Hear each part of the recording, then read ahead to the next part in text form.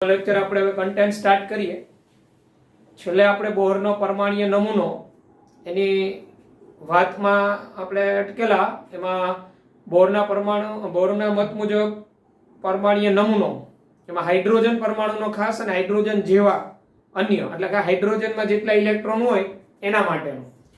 તો એમાં આપણે જોયું હતું કે બોહરના મત મુજબ ઇલેક્ટ્રોન કેન્દ્રની આસપાસ વર્તુળાકાર પથ પર એવી અસંખ્ય કેન્દ્રની આસપાસ જુદી જુદી કક્ષાઓ હોય એમાં ભ્રમણ કરતા હોય ઇલેક્ટ્રોન જ્યારે જે તે કક્ષામાં ભ્રમણ કરતો હોય ત્યારે એની ઉર્જા અને એની ત્રિજ્યા પોતાની અચળ હોય.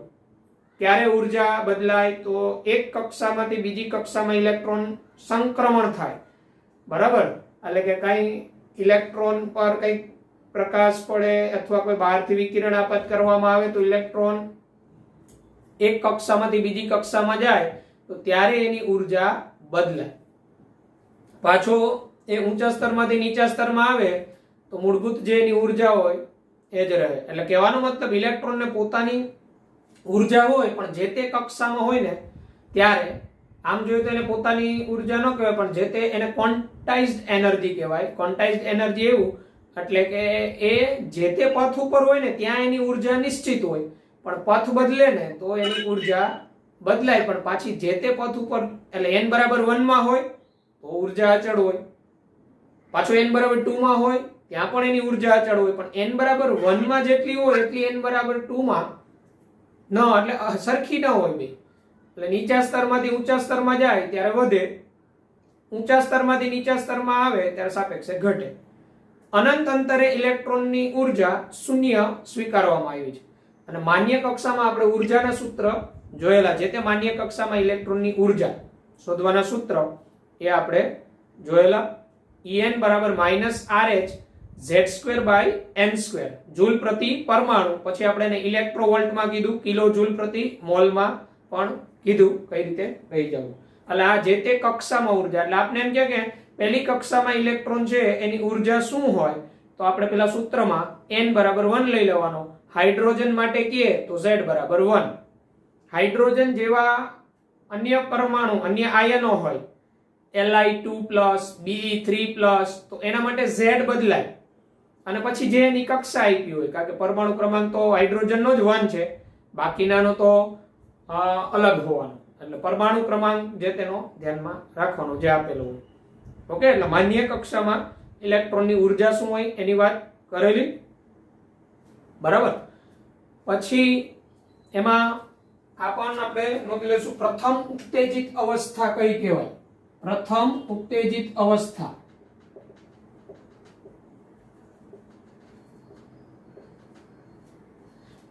એટલે આપણે એમ કે હાઇડ્રોજન પરમાણુમાં રહેલા ઇલેક્ટ્રોનની પ્રથમ ઉત્તેજિત અવસ્થામાં ઉર્જા શોધો.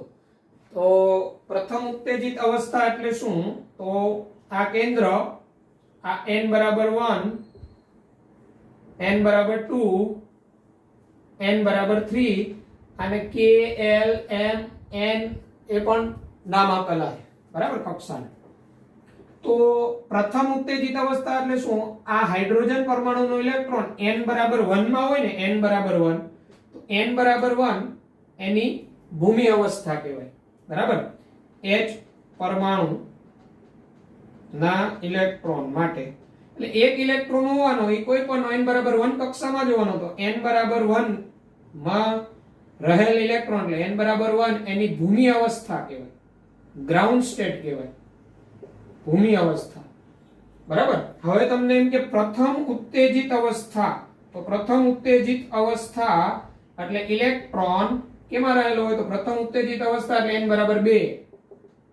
દ્વિતીય ઉત્તેજિત અવસ્થા આપણે કહીએ દ્વિતીય ઉત્તેજિત અવસ્થા તો દ્વિતીય ઉત્તેજિત અવસ્થા એટલે n બરાબર 3 એમ. એટલે આપણે એમ કે હાઇડ્રોજન પરમાણુના ઇલેક્ટ્રોન માટે પ્રથમ ઉત્તેજિત અવસ્થામાં ઉર્જા શું હોય તો પ્રથમ ઉત્તેજિત અવસ્થા એટલે n બરાબર 2 કક્ષા થાય. એટલે આપણું જે આ સૂત્ર હતું En બરાબર -RH Z2/n2 તો આપણે હાઇડ્રોજન પરમાણુ માટે પ્રથમ ઉત્તેજિત અવસ્થામાં ઉર્જા કે n બરાબર 2 લેવાય. આ એની ભૂમિ અવસ્થા કહેવાય n બરાબર 1.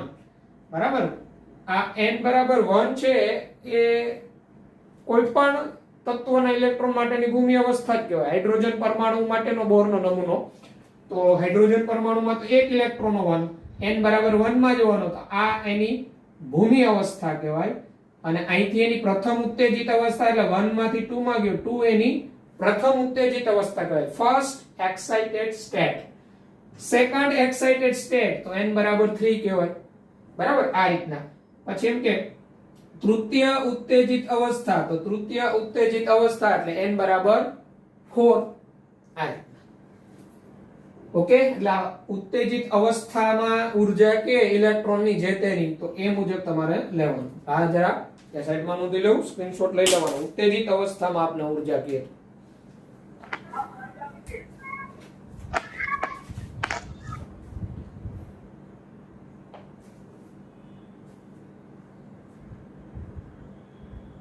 ઓકે.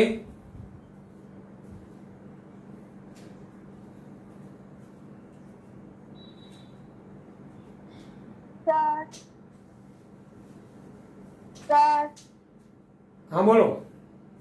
અસર બધા તત્વના પરમાણુ માટે ભૂમિ અવસ્થા n બરાબર 1 જ હોય. n બરાબર 1 ભૂમિ અવસ્થા હાઇડ્રોજન પરમાણુમાં એક છે ઇલેક્ટ્રોન, એટલે એની ભૂમિ અવસ્થા એક કહેવાય. પણ બોરનો નમૂનો હાઇડ્રોજન એક ઇલેક્ટ્રોન વાળા માટે જ લાગુ પડે, એટલે બીજા કોઈ તત્વો માટે તમારે એનો સવાલ જ નહીં આવે. એક ઇલેક્ટ્રોન વાળા માટે ભૂમિ અવસ્થા હંમેશા n બરાબર 1 જ રહેવાની છે એમ, એના એક ઇલેક્ટ્રોન માટે. બાકી બધા માટે તો ચેન્જ થઈ શકે, પણ બાકી કોઈ માટે તમારે હાઇડ્રોજન સિવાય કોઈ માટે આવવાની જ નથી ગણવાની, કારણ કે બોરનો નમૂનો એક ઇલેક્ટ્રોન વાળા માટે જ લાગુ પડે છે.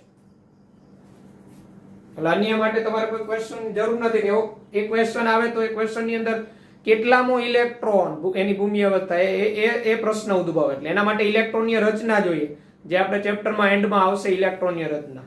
એટલે બોરનો નમૂનો છે એ ફક્ત એક ઇલેક્ટ્રોન માટે જ લાગુ પડે છે, બરાબર. એટલે એ તો પછી જે તે કક્ષામાં કેટલા ઇલેક્ટ્રોન સમાય એના ઉપર ડિપેન્ડ હોય. કોઈની અંદર 10 ઇલેક્ટ્રોન હોય તો n બરાબર 1 માં થોડા 10 સમાવવાના, તો કેટલામાં ઇલેક્ટ્રોનની ભૂમિ અવસ્થા કઈ, એવા ક્વેશ્ચન ઉપર જવું પડે. એના માટે ઇલેક્ટ્રોનની રચના બધાની જોઈએ. ઇલેક્ટ્રોનની રચના માટે તો હજી આપણે આગળ જતું જવું પડશે. બોર, પછી દ બ્રોગલી આવશે, હાઇઝનબર્ગ આવશે, અને પછી ક્વોન્ટમ ને બધી વાત આવશે, ત્યારે જવું પડે. અહીંયા તમારે એ બીજી કોઈ એ અન્ય કોઈ માટેની જરૂર નથી, એક ઇલેક્ટ્રોન વાળા માટે લાગુ પડે બોર. ઓકે, એની મર્યાદા આપણે આવશે.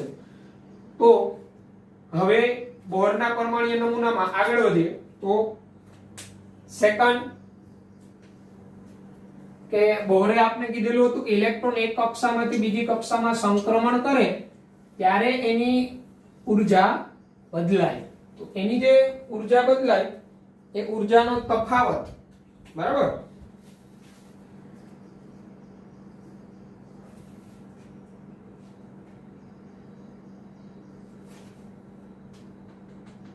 એટલે બે સ્થિર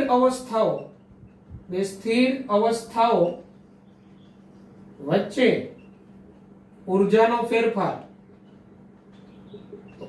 ફેરફાર એને ડેલ્ટા ઈ કહેવાય.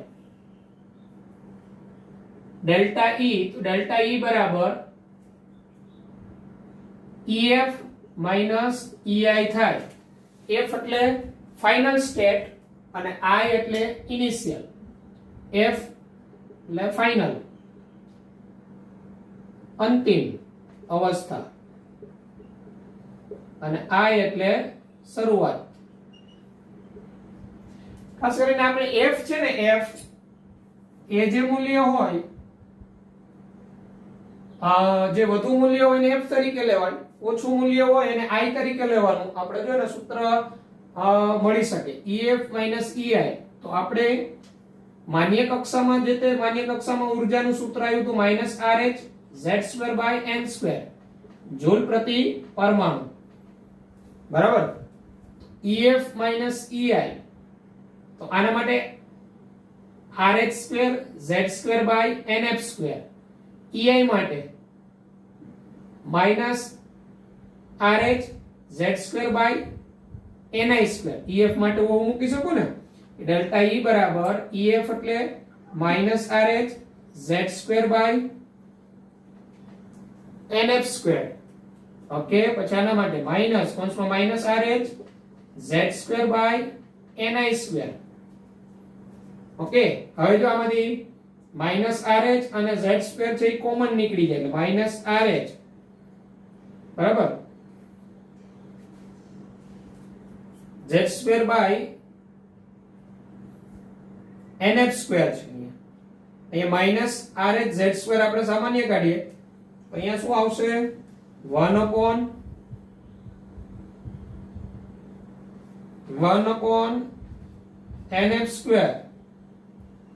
માઇનસ કોમન નીકળ્યું એટલે આ માઇનસ એમ જ રહેશે -1/ni² into z².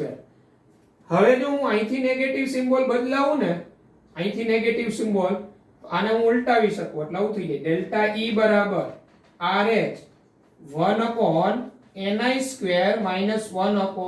-1/nf² z² આ જૂલ પ્રતિ એટમ આવે, જૂલ પ્રતિ પરમાણુ. તો આ જ્યારે ઇલેક્ટ્રોન એક કક્ષામાંથી બીજી કક્ષામાં જાય ત્યારે થતો ઊર્જાનો ફેરફાર એનું સૂત્ર આવ્યું ડેલ્ટા E બરાબર RH જેનું મૂલ્ય આપણે ખબર 2.18 ગુણાકારમાં 10⁻18 જૂલ ni² એટલે એની શરૂઆતની અવસ્થા, nf² એટલે એની અંતિમ અવસ્થા.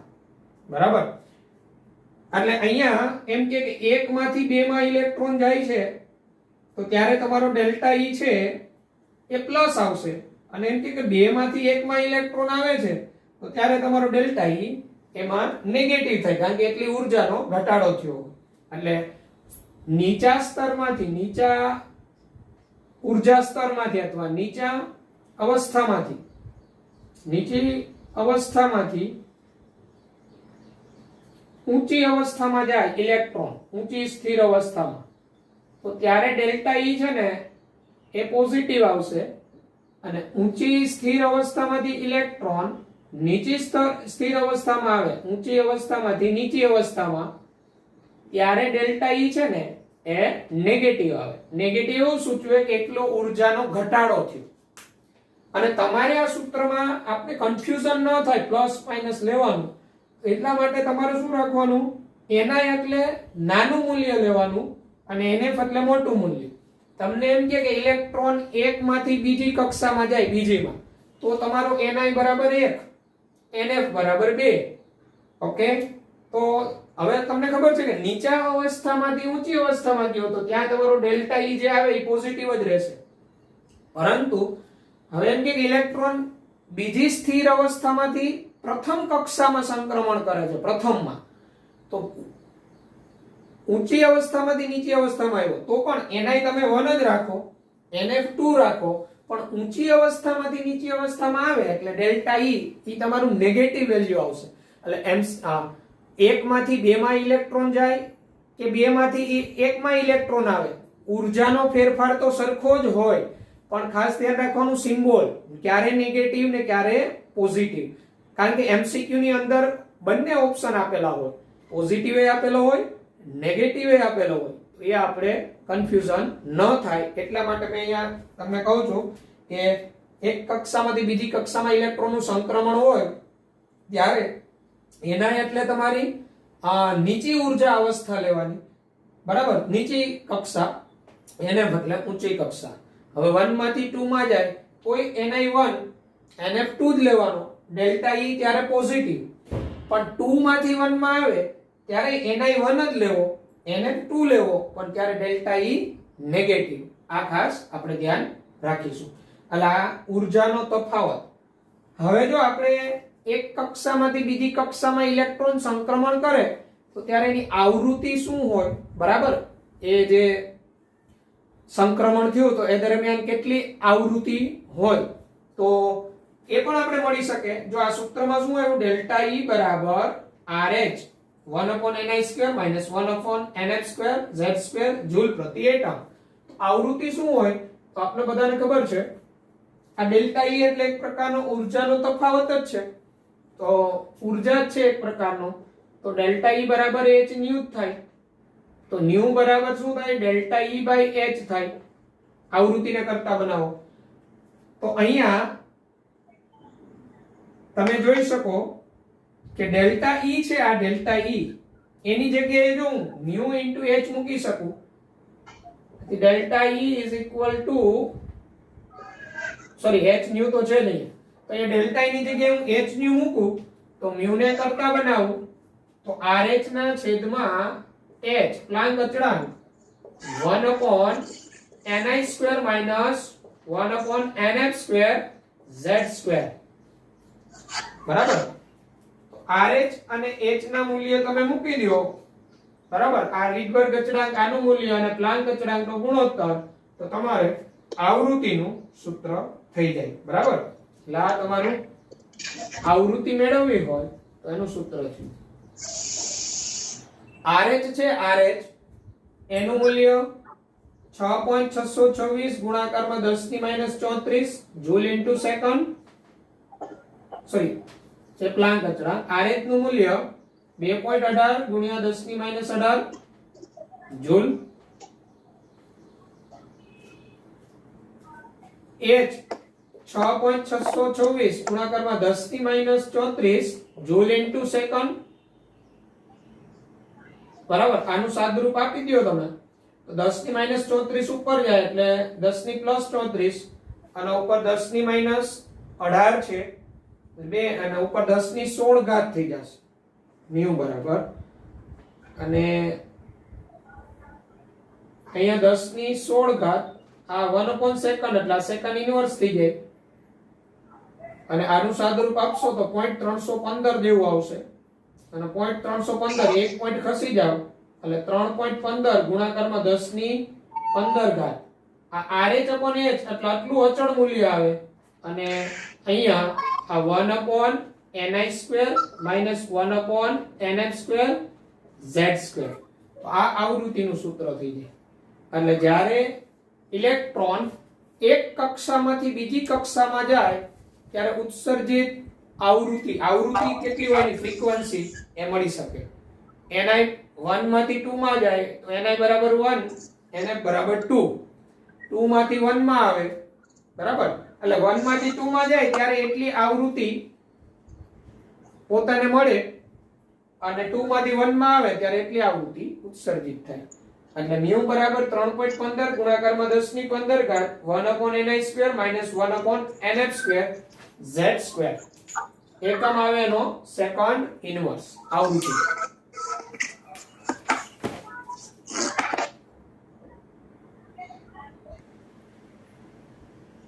તો આ આવૃત્તિ એક કક્ષામાંથી બીજી કક્ષામાં ઇલેક્ટ્રોન સંક્રમણ કરે ત્યારે આવૃત્તિ કેટલી એની એ મેળવવાનું સૂત્ર. એક કક્ષામાંથી બીજી કક્ષામાં ઇલેક્ટ્રોનનું સંક્રમણ થાય ત્યારે થતો ઊર્જાનો ફેરફાર, કેટલી ઊર્જા વધે છે અને ઉપરથી નીચા સ્તરમાં આવે ત્યારે કેટલી ઊર્જા ઘટે છે એ મેળવવાનું સૂત્ર. હવે ઇલેક્ટ્રોન એક કક્ષામાંથી બીજી કક્ષામાં સંક્રમણ કરે ત્યારે એની તરંગ લંબાઈ, તો બસ અહીંયા મ્યુ બરાબર તમને ખબર છે મ્યુ બરાબર c upon લેમ્બડા બરાબર. તો તમે c upon લેમ્બડા એટલે 1 upon લેમ્બડા અને c આના છેદમાં જતો રહે, c એટલે પ્રકાશનો વેગ એટલે 1 upon લેમ્બડા મળી જાય. એ 1 upon લેમ્બડા ની તરંગ સંખ્યા કહેવાય ન્યુ બાર બરાબર. અને ન્યુ બાર જે મળે એનું વ્યસ્ત કરી નાખો એટલે તરંગ લંબાઈ મળી જાય. ઓકે, આનો સ્ક્રીનશોટ લઈ લેવાનો અને સૂત્ર પણ તમારી પાસે છે. સૂત્ર ડાયરેક્ટ આપેલા છે, કઈ રીતના આવેલા અહીંયા મેં એક્સપ્લેન કરેલું છે. હાઇડ્રોજન પરમાણુ હોય તો એના માટે Z એક જ લેવાનો. હાઇડ્રોજન પરમાણુ જેવા બીજા આયનો હોય એક ઇલેક્ટ્રોન વાળા, દાખલા તરીકે Li2+ હોય તો એના માટે Z લેવો પડે. અહીંયા Li2+ તો લિથિયમ નો પરમાણુ ક્રમાંક 3 તો અહીંયા 3 આવે. Be3+ તો એનો પરમાણુ ક્રમાંક 4 તો અહીંયા 4 લેવાનો. એ રીતના. ઓકે, સ્ક્રીનશોટ લઈ લેવો.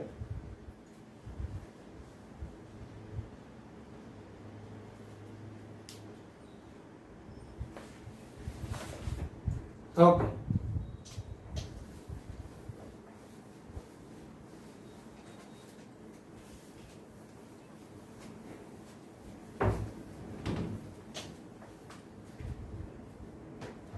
હવે જો આપણે તરંગ લંબાઈ એક કક્ષામાંથી બીજી કક્ષામાં ઇલેક્ટ્રોન સંક્રમણ થાય તો મ્યુ બરાબર આ સૂત્ર આવ્યું એક કક્ષામાંથી બીજી કક્ષામાં સંક્રમણ થાય એ દરમિયાન એની આવૃત્તિ, તો આ સૂત્ર આપણે સાબિત કર્યું 3.15 ગુણાકારમાં 10 ની 15 ઘાત 1/ni² - 1/nf² into z² એકમ શું એનો સેકન્ડ ઇન્વર્સ, બરાબર.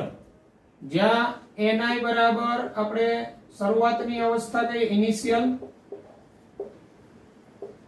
nf એટલે અંતિમ અવસ્થા, ni એટલે આપણે હંમેશા નીચી સ્થિર અવસ્થા લેવાની, જે મૂલ્ય નીચું હોય ને ni તરીકે લઈ લેવાનું, અને nf એટલે ઊંચી સ્થિર અવસ્થા લેવાની, ઊંચી સ્થિર અવસ્થા. અને ડેલ્ટા E ના સૂત્રમાં જો જે મેં કીધું એમ ઊર્જા માટે પ્લસ ઓર માઇનસ સિમ્બોલ મૂકવાનો, આવૃત્તિ માટે પ્લસ ઓર માઇનસ સિમ્બોલ લગાવવાનો. આવૃત્તિ તો જે હોવાની એ જ રહેવાની વિકિરણની, બરાબર. પેલી ઊર્જામાં વધઘટ થાય તો આવૃત્તિમાં તો એટલું થાય, એટલી આવૃત્તિ લઈને ઊંચા સ્તરમાં ગયો એટલી આવૃત્તિ નું વિકિરણ પાછું ઉત્સર્જિત થયું એમ. શોષણ અને ઉત્સર્જિત એ બે શબ્દ લાગે. ઓકે, હવે જો આપણે તરંગ લંબાઈનું સૂત્ર લઈ આવું છે તો μ બરાબર c upon લેમ્બડા, તો લેમ્બડા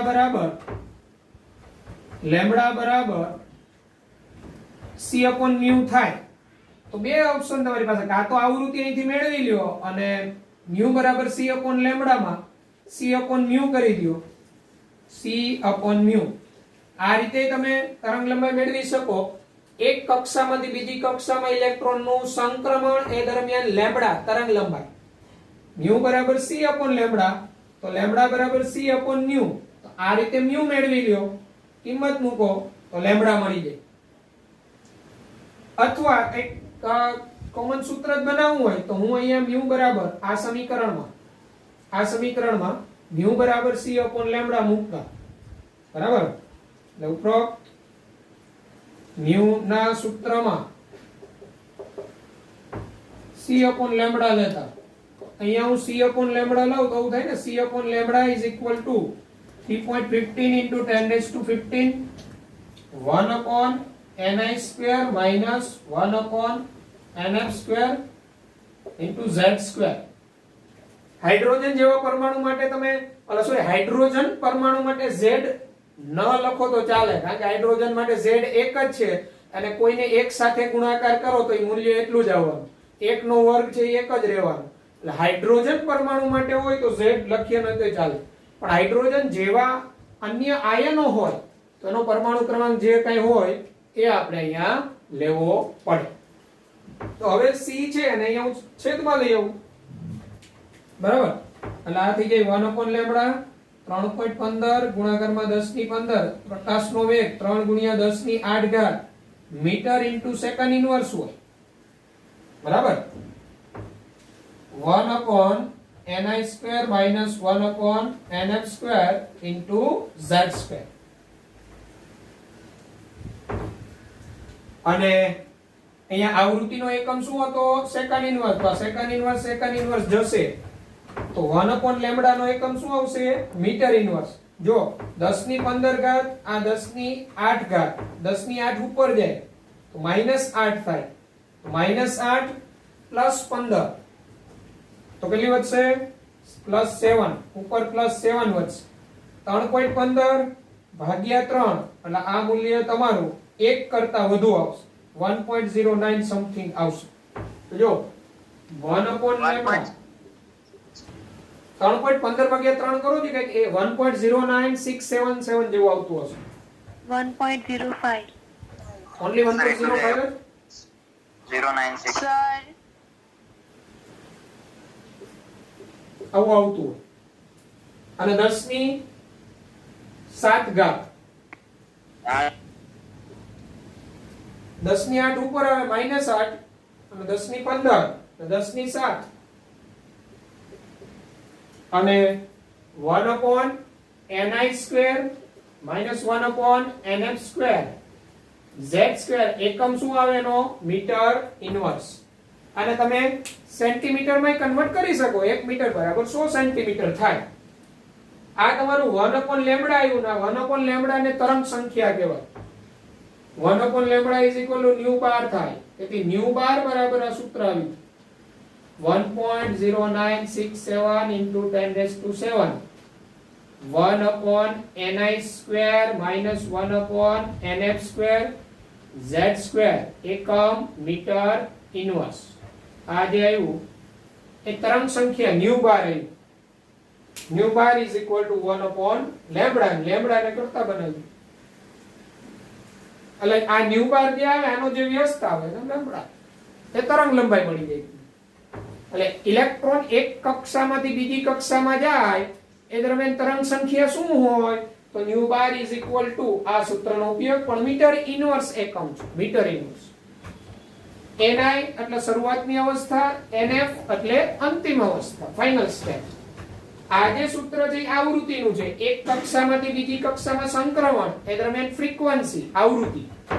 ઓકે, એ રીતે આનો સ્ક્રીનશોટ લઈ લેવાનો.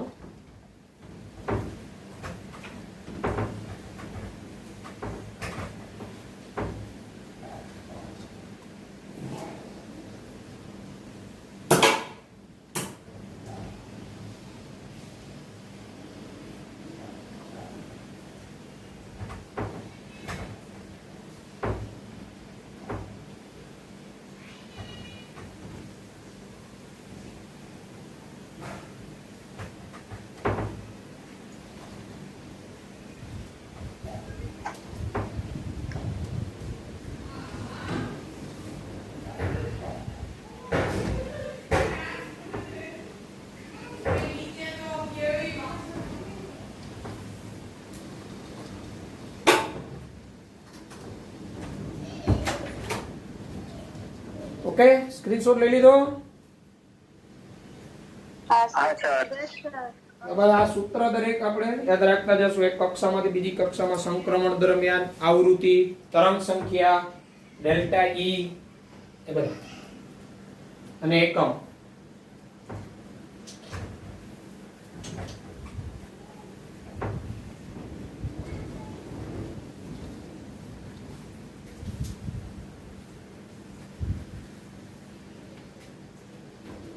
ચાલો ત્યારબાદ આગળ વધીએ. આપેલ સ્થિર કક્ષામાંના ઇલેક્ટ્રોનનું કોણીય વેગમાન બોહરના મત મુજબ આપેલ સ્થિર કક્ષામાંના ઇલેક્ટ્રોનનું કોણીય વેગમાન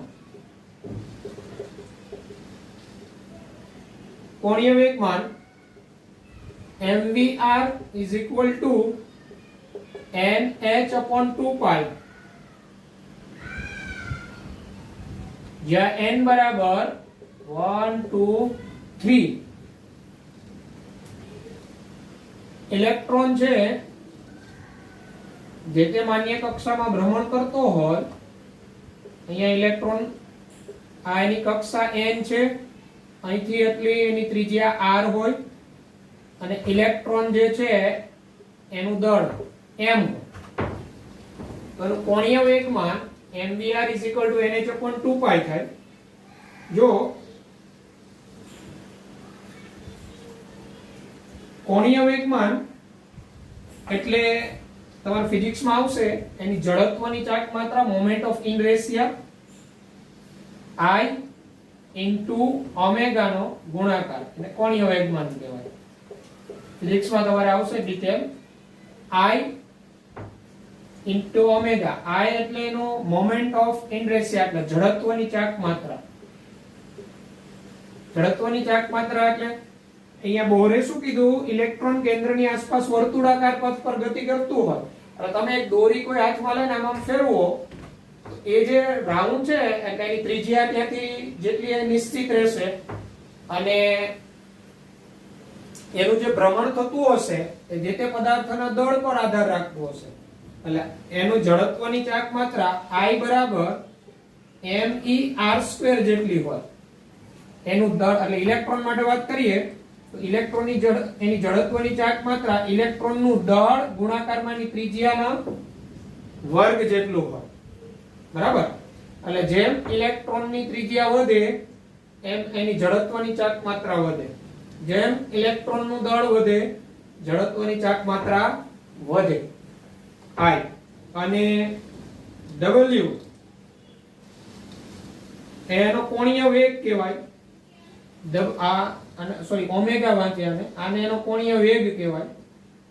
તો એનો કોણીય વેગ છે એનો વેગ ઇલેક્ટ્રોનનો અને એના ત્રિજ્યાના ગુણોત્તર જેટલો હોય v/r. આમ કોણીય વેગમાન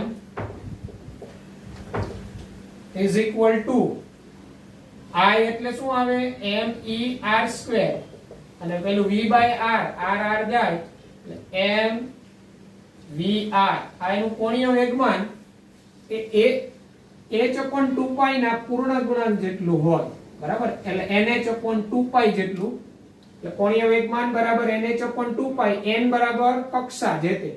તમને એમ કે પાંચમી કક્ષામાં ઇલેક્ટ્રોનનું કોણીય વેગમાન તો 5h/2π આવે. છઠ્ઠી કક્ષામાં ઇલેક્ટ્રોનનું કોણીય વેગમાન તો 6h/2π આવે. બીજી કક્ષામાં ઇલેક્ટ્રોનનું કોણીય વેગમાન તો 2h/2π આવે. એટલે અને n બરાબર કોઈ ધન પૂર્ણાંક સંખ્યા હોય, બરાબર. આ ઇલેક્ટ્રોનના કોણીય વેગમાન જે તે સ્થિર કક્ષામાં એનું કોણીય વેગમાનનું સૂત્ર mvr બરાબર nh/2π બરાબર જેટલું હોય. h પ્લાન્ક અચળાંક અને પાઈ નું મૂલ્ય અચળ હોય 3.14. એટલે આને ગાણિતિક ક્રિયા દ્વારા આપણે બતાવેલું છે. એટલે એનો અર્થ એવો થાય કક્ષા બદલાય એમ એનું કોણીય વેગમાન બદલાય. બીજી કક્ષામાં 2h/2π હોય એટલે ઓન્લી h/π. ત્રીજી કક્ષામાં તો કે 3h/2π હોય. ચોથી કક્ષામાં તો કે 4h/2π હોય. અને આ h/2π ને શોર્ટમાં આ રીતના h કટ વડે પણ દર્શાવાય. h/2π ને h કટ સિમ્બોલ વડે પણ દર્શાવાય, જે તમારે ફિઝિક્સમાં પણ વાત આવશે ડિટેલમાં. ત્યાં અહીંયા આપણે સૂત્ર ખાસ યાદ રાખીશું, એની કોઈ એક્સપ્લેનેશન ની કઈ જરૂર નથી તમારે, કે જે તે માન્ય કક્ષામાં ઇલેક્ટ્રોનનું કોણીય વેગમાન શું હોય. અને આની છે ને આનું એક્સપ્લેનેશન આપણે આગળ એક સિદ્ધાંત આવશે ને દ બ્રોગલીનો સિદ્ધાંત, ત્યાં આની સાબિતી આપણે જોશું, ત્યાં આવી જશે એક્સપ્લેનેશન. એટલે આ બોહરે જે હાઇડ્રોજન પરમાણુ માટે કીધેલું એ આગળ દ બ્રોગલીનો સિદ્ધાંત આવશે, ત્યાં પણ આની એક્સપ્લેનેશન મળશે આપને. એટલે દ બ્રોગલી કે બોહરે જે વાત કરેલી એની સાથે સામ્યતા થોડો ધરાવે છે, જે આપણે જોશું.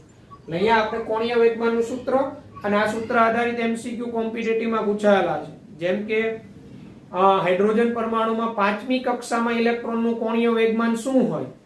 ઓપ્શન હતા, બરાબર. તો એમાંથી જવાબ આવતો તો 5h/2π. એટલે n બરાબર કક્ષા આવે. n બરાબર કક્ષા, બરાબર. તો આપેલ સ્થિર કક્ષામાં ઇલેક્ટ્રોનનું કોણીય વેગમાન શું હોય એ આપને આપેલું છે, બરાબર. આ બધી બોરના નમૂનાની અભિધારણાઓ હતી. હવે બોરના નમૂના પ્રમાણે આપણે આગળ વધીએ તો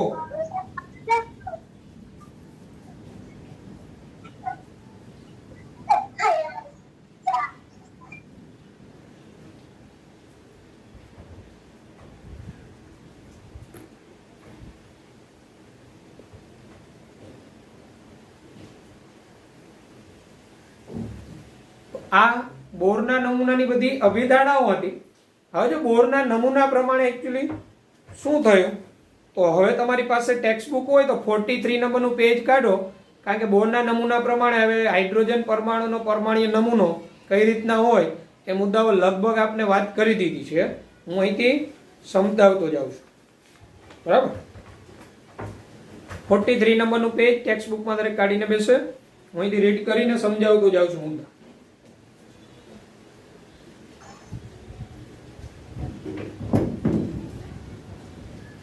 આવી ગયા બધા 43 નંબરના પેજ ઉપર? હા સર. ઓકે. એમાં જો A B C એમ આપેલા છે બોરના નમૂના પ્રમાણે. જોતા જા ફટાફટ. ઇલેક્ટ્રોન માટેની સ્થિર કક્ષાઓને n બરાબર 1 2 3 એમ દર્શાવેલ એને મુખ્ય ક્વોન્ટમાંક તરીકે ઓળખવામાં આવે. એટલે આપણે અહીંયા જે કક્ષા હોય 1 2 3 4 5 એને મુખ્ય ક્વોન્ટમાંક તરીકે ઓળખવામાં આવે.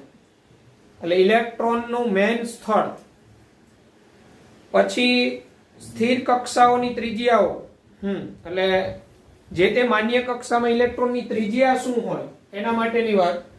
તો ત્રિજ્યા ઇલેક્ટ્રોનની માન્ય કક્ષામાં ત્રિજ્યા રેડિયસ, તો એ ત્રિજ્યા શોધવાનું સૂત્ર આના ઉપરથી જ આવેલું. આમાં r ને કરતા બનાવી દો અને બાકીના બધા મૂલ્ય મૂકી દો એટલે ત્રિજ્યાનું આ ફોર્મ્યુલા મળે. rn બરાબર a0 n²/z આ સૂત્ર મળે. હાઇડ્રોજન જેવા પરમાણુ માટે તો z1 હોય અને હાઇડ્રોજન માટે તો rn બરાબર a0 n² જ લખાય. બરાબર. અને હાઇડ્રોજન માટે પ્રથમ કક્ષાની ત્રિજ્યા આ a0 જેટલી જ હોય. a0 નું મૂલ્ય છે ને, a0 નું મૂલ્ય અચળ છે 52.9 પિકોમીટર અથવા 0.52 એંગસ્ટ્રોમ, જેને બોહર ત્રિજ્યા તરીકે ઓળખવામાં આવે. બોહર ત્રિજ્યા અથવા એ હાઇડ્રોજન પરમાણુની પ્રથમ કક્ષામાં રહેલા ઇલેક્ટ્રોનની ત્રિજ્યા છે. એ જ પરમાણુમાં n બરાબર 1 માં રહેલા ઇલેક્ટ્રોનની ત્રિજ્યા. એટલે આ ત્રિજ્યાનું સૂત્ર કઈ રીતના આવેલું? તો nvr બરાબર nh/2π માં r ને કરતા બનાવો, બધા અચળાંક મૂકો. એ જે બધા અચળાંકનો ગુણોત્તર છે એ આટલો થાય 52.9 પિકોમીટર માં and 0.52 એંગસ્ટ્રોમ. એટલે જે તે માન્ય કક્ષામાં ઇલેક્ટ્રોનની ત્રિજ્યા, આ ત્રિજ્યા શોધવાનું સૂત્ર. તમને એમ કે હાઇડ્રોજન પરમાણુમાં બીજી કક્ષામાં રહેલા ઇલેક્ટ્રોનની ત્રિજ્યા, બીજી કક્ષામાં n બરાબર 2. હાઇડ્રોજન માટે z તો 1 હોય, બરાબર, અહીંયા ઇન્ટુ a0. હાઇડ્રોજન પરમાણુ માટે ત્રીજી કક્ષામાં રહેલા ઇલેક્ટ્રોનની ત્રિજ્યા, તો ત્રીજી કક્ષા n બરાબર 3. આ રીતના લઈ શકો તમે. ઓકે, એટલે એની ત્રિજ્યા, એનો મતલબ એમ થયો n નું મૂલ્ય જેમ વધે એમ ત્રિજ્યા વધે.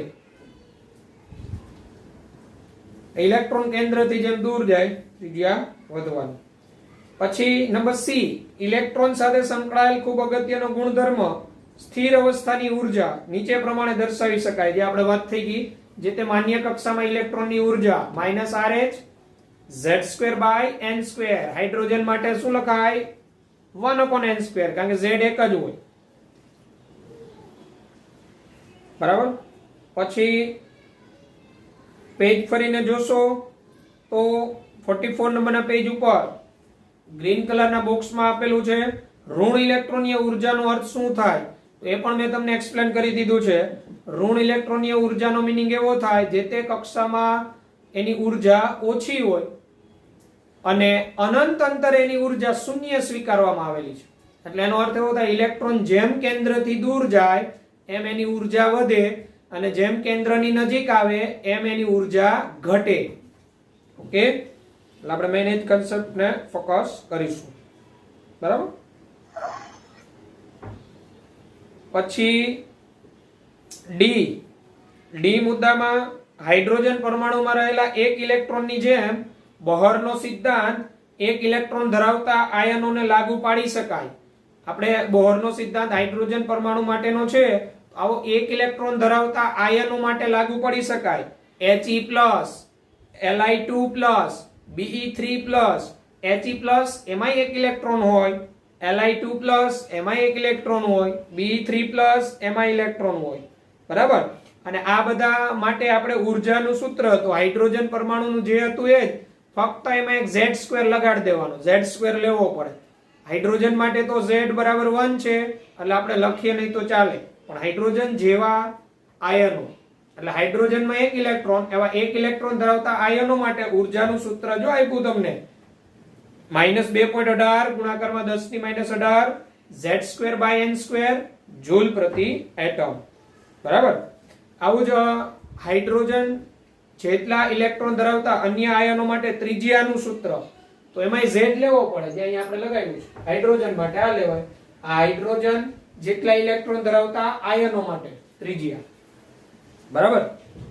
પછી કક્ષામાં ઘૂમતા ઇલેક્ટ્રોનનો વેગ, તો એ વેગ પણ નક્કી કરી શકાય. એટલે ઇલેક્ટ્રોનનો વેગ શોધવાનું સૂત્ર એ પણ આપણે જોઈએ. V0 Z/n. આ જે છે mvr nh/2π ત્રિજ્યા શોધવાનું સૂત્ર, બરાબર. તમારે સ્ક્રીનશોટ લેવો હોય તો લઈ લ્યો, નહીં તો તમારી પાસે પેમ્પલેટમાં સૂત્ર બધા મેં આપેલા જ છે.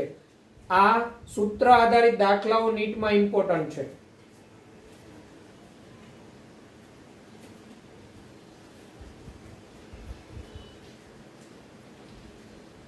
ક્લિયર?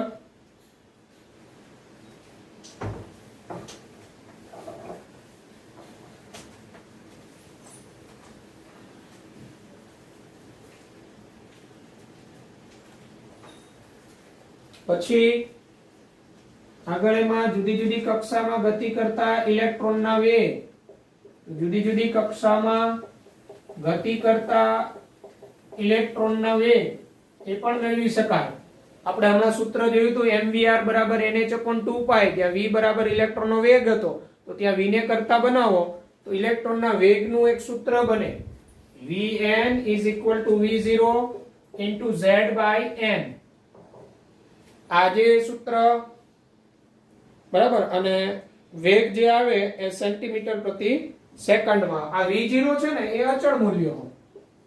v0 બરાબર એનું મૂલ્ય છે 2.18 2.188 ગુણાકારમાં 10⁸ 10⁸ સેન્ટીમીટર * સેકન્ડ ઇન્વર્સ. આ અચળ મૂલ્ય હોય. હાઇડ્રોજન જેવા હાઇડ્રોજન પરમાણુ માટે પહેલી કક્ષામાં ઇલેક્ટ્રોનનો વેગ આ v0 જેટલો જ હોય. કે હાઇડ્રોજન પરમાણુ માટે z બરાબર 1 લેવાનો, અને એ પ્રથમ કક્ષામાં ઇલેક્ટ્રોન i1 તો એનો પ્રથમ કક્ષામાં વેગ v0 જેટલો જ હોય, બરાબર. અને હાઇડ્રોજન જેટલા ઇલેક્ટ્રોન ધરાવતા અન્ય આયનો માટે તો z લેવાનો, n લેવાનો, બરાબર, જે કક્ષા હોય. એટલે આ જે તે માન્ય કક્ષામાં ઇલેક્ટ્રોનનો વેગ પહેલી કક્ષામાં કે બીજી કક્ષામાં કે ત્રીજી કક્ષામાં કે તો આ v0 મૂલ્ય તો અચળ જ હોય. આ બદલાવતું જવાનું z અને n, બરાબર. પછી કમ્પેરેટિવલી આપેલું એક કક્ષામાં ઇલેક્ટ્રોનનો વેગ આપેલો હોય, બીજી કક્ષામાં ઇલેક્ટ્રોનનો વેગ પૂછે તે પણ ગણી શકાય. એટલે દાખલા જ્યારે ગણીશું ત્યારે આપણે કમ્પેરેટિવલી આનો ઉપયોગ કરીશું.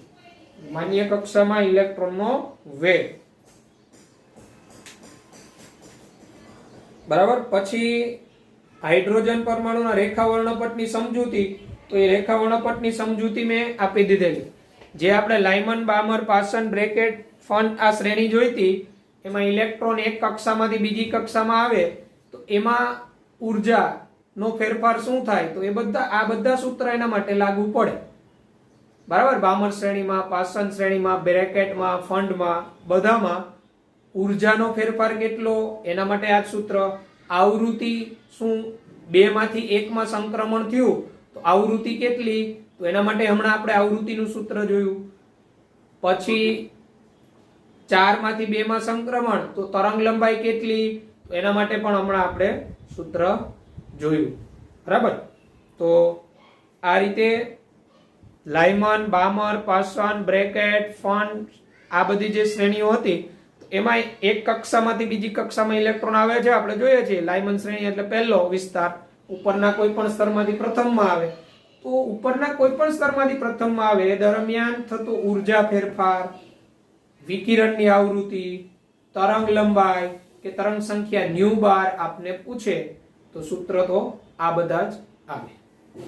આ જે હતો એ બોરના પરમાણ્વીય નમૂનો. પણ આ બોરના પરમાણ્વીય નમૂનાની મર્યાદાઓ શું, તો બોરનો પરમાણ્વીય નમૂનો છે ને ફક્ત એક ઇલેક્ટ્રોન વાળાને જ લાગુ પડે. એટલે હાઇડ્રોજન પરમાણુ અને એના જેવા આયનોને જ લાગુ પડે. એક કરતા વધુ ઇલેક્ટ્રોન ધરાવતા પરમાણુ માટે બોરના પરમાણ્વીય નમૂનો કોઈ મહત્વનો નથી. બોરનો પરમાણ્વીય નમૂનો હાઇડ્રોજન પરમાણુ અને એના જેટલા ઇલેક્ટ્રોન ધરાવતા બીજા આયનો એમાં રહેલા ઇલેક્ટ્રોનની સ્થાયીતા સમજાવી શકે છે, જ્યારે બાકીના કોઈની નથી સમજાવી શકતો, બરાબર. એટલે આની મર્યાદાઓ એમાંની એક. પછી બોરનો સિદ્ધાંત જો જીમેન અસર નથી સમજાવી શકતો એટલે એની મર્યાદામાં મુખ્ય મુદ્દા તો ફર્સ્ટ તો ફક્ત એક ઇલેક્ટ્રોન વાળી સ્પીસીઝને જ લાગુ પડે. બોરનો પરમાણ્વીય નમૂનો એક ઇલેક્ટ્રોન વાળા હોય ને જ લાગુ પડે, હાઇડ્રોજન અને એના જેટલા ઇલેક્ટ્રોન ધરાવતા આયનો માટે. બીજું એ આપણે ખબર હોય તો પેલી અસંખ્ય રેખાઓ મળેલી હાઇડ્રોજન પરમાણુના ઉત્સર્જન વર્ણપટમાં, તો આ રેખાઓનું વિભાજન નથી સમજાવી શકતો. વિદ્યુત ક્ષેત્રની હાજરીમાં અને ચુંબકીય ક્ષેત્રની હાજરીમાં રેખાઓનું વિભાજન નથી સમજાવી શકતો. વિદ્યુત ક્ષેત્રની હાજરી જેને સ્ટાર્ક અસર કહેવાય અને ચુંબકીય ક્ષેત્રની હાજરી જેને જીમેન અસર કહેવાય. ચુંબકીય ક્ષેત્રની હાજરીમાં ચુંબકીય ક્ષેત્રની હાજરીમાં એટલે એને જીમેન અસર કહેવાય. જીમેન નામના વૈજ્ઞાનિક આપેલી જીમેન અસર. રેખાઓનું વિભાજન કેમ થાય એ સમજાવી શકતો નથી. બરાબર. એટલે બોરનો પરમાણ્વીય નમૂનો આપણે જે પેલી રેખાઓ મળેલી હાઇડ્રોજન પરમાણુના ઉત્સર્જન વર્ણપટમાં, એ રેખાઓની આસપાસ જો ચુંબકીય ક્ષેત્ર લાગુ પાડવામાં આવે, વિદ્યુતીય ક્ષેત્ર લાગુ પાડવામાં આવે તો એ રેખાઓનું વિભાજન થાય એટલે એમાંથી ને જે અન્ય રેખાઓમાં સ્પ્લિટ થાય. તો એ કેમ થાય છે એ બોર સમજાવી શકતો નથી. એમાં વિદ્યુતીય ક્ષેત્રની હાજરી સ્ટાર્ક નામના વૈજ્ઞાનિકે આપેલી એટલે સ્ટાર્ક અસર કહેવાય. ચુંબકીય ક્ષેત્રની હાજરીમાં વિભાજન જીમેન નામના વૈજ્ઞાનિકે આપેલી એટલે જીમેન અસર કહેવાય. આ બોરનો પરમાણ્વીય નમૂનો સમજાવી શકતો નથી. પછી એક પરમાણુ બીજા પરમાણુ સાથે જોડાય, બંધ બનાવે અને અણુની રચના થાય તો એ બોરનો પરમાણ્વીય નમૂનો સમજાવી શકતો નથી. શા માટે? પરમાણુઓ એકબીજા સાથે સંયોજાય, પ્રક્રિયા કરે, બંધથી જોડાય અને અણુનું નિર્માણ કરે. આવું કેમ થાય છે? તો એ બોરનો પરમાણ્વીય નમૂનો સમજાવી શકતો નથી. બોરના પરમાણ્વીય નમૂનાની આ બધી મર્યાદાઓ થઈ. એમાં પહેલું ફક્ત એક જ ઇલેક્ટ્રોન વાળા માટે લાગુ પાડી શકાય એટલે કે હાઇડ્રોજન અને એના જેટલા ઇલેક્ટ્રોન ધરાવતા આયનો માટે He+, Li2+, Be3+ એને જ લાગુ પાડી શકાય. એક કરતા વધુ ઇલેક્ટ્રોન વાળાને લાગુ પાડી શકાય નહીં, કારણ કે એક કરતા વધુ ઇલેક્ટ્રોન વાળામાં અસંખ્ય રેખાઓ મળે. તો એ રેખાઓની અંદર બે રેખાઓ એકબીજા સાથે જોડાયેલી હોય, ત્રણ રેખાઓ એકબીજા સાથે જોડાયેલી હોય તો એનું વિભાજન નથી સમજાવી શકતો. બરાબર. એટલે આ વિદ્યુતીય ક્ષેત્રની હાજરીમાં, ચુંબકીય ક્ષેત્રની હાજરીમાં એ રેખાઓનું વિભાજન થાય છે, પણ એ કેમ થાય બોર નથી સમજાવી શકતો. અને પરમાણુઓ એકબીજા સાથે જોડાય, અણુનું નિર્માણ થાય તો શા માટે પરમાણુ એકબીજા સાથે પ્રક્રિયા કરે, બંધ બનાવે અને અણુ બને, તો એ બોરના પરમાણ્વીય નમૂના દ્વારા સમજાવી શકાતો નથી. તો આ બોરના પરમાણ્વીય નમૂનાની મર્યાદાઓ થઈ. તો એના માટે હવે આ જે બોરના પરમાણ્વીય નમૂનામાં જે ઉણપ રહી તો એના માટે પછી આગળ આપણે દ્રવ્યની દ્વૈત વર્તણૂક આવશે, દ બ્રોગલી અને હાઇઝનબર્ગનો અનિશ્ચિતતાનો સિદ્ધાંત. એના દ્વારા કંઈક આપણે ક્લુ મળશે. બરાબર. એમાં જવું પડે. બરાબર. આજે લેક્ચરની અંદર જે બોરના પરમાણ્વીય નમૂના આધારિત સૂત્ર જોયા, માન્ય કક્ષામાં ઉર્જા, એક કક્ષામાંથી બીજી કક્ષામાં ઇલેક્ટ્રોન જાય, ઉર્જાનો ફેરફાર, આવૃત્તિ, તરંગ લંબાઈ, તરંગ સંખ્યા, એના જે સૂત્ર આવ્યા, ઇલેક્ટ્રોનની ત્રિજ્યા, ઇલેક્ટ્રોનનો વેગ, આ બધા સૂત્ર જે છે એ આપણે પરફેક્ટ કરી નાખવાના. કાલના લેક્ચરમાં હું સૂત્ર પૂછીશ, રેન્ડમલી કોઈ પણનો વારો આવશે, સૂત્ર નહીં આવડે એક સૂત્ર 10 વાર લખવાનું આવશે. આ સૂત્ર આધારિત દાખલાઓ આમાં ઇમ્પોર્ટન્ટ છે. બરાબર.